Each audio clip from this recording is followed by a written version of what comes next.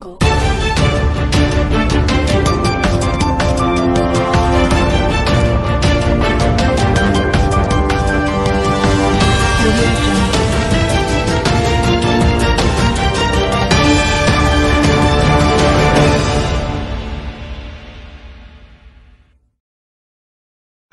Undang-Undang Desa, ada 5 poin penting yang akan dibahas.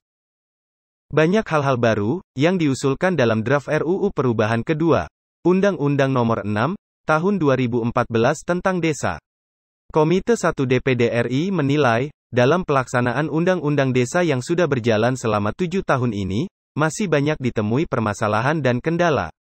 Oleh sebab itu, perlu dirumuskan RUU tentang perubahan kedua atas Undang-Undang Nomor 6, Tahun 2014 tentang Desa, dalam rangka penyempurnaan pengaturan susunan, dan tata cara penyelenggaraan pemerintahan desa, dan pembangunan desa.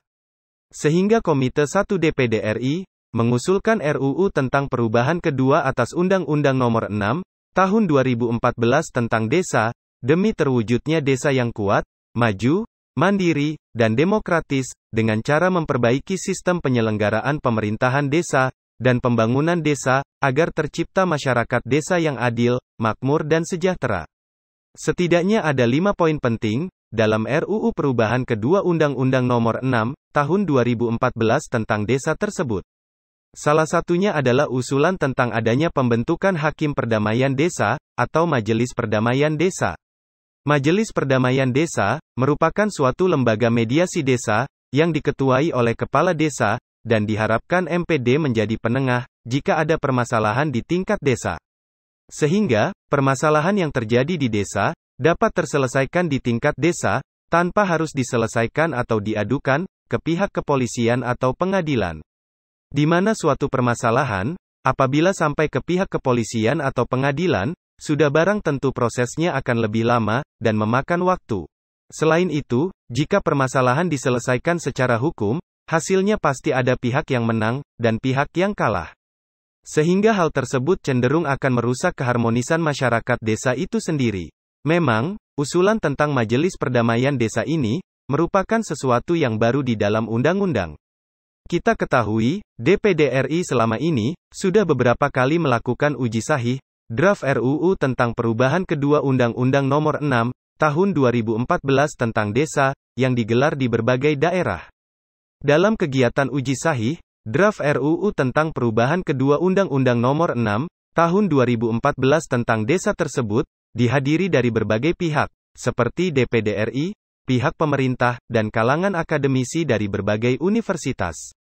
Ada 5 poin penting pembahasan yang menarik, dan menjadi semangat dalam RUU tentang perubahan kedua Undang-Undang Nomor 6, Tahun 2014 tentang Desa tersebut, yaitu: pertama, adalah memiliki misi adanya penguatan kembali, kewenangan yang dimiliki desa. Karena selama ini, masih timbul berbagai persoalan, dan permasalahan, berkaitan dengan kewenangan desa. Kedua, keinginan adanya penguatan digitalisasi desa. Salah satunya adalah masuknya internet ke desa. Hal itu merupakan bagian dari peningkatan transparansi, dan akuntabilitas pengelolaan desa, termasuk soal dana, seperti dana desa, alokasi dana desa, dan dana lainnya.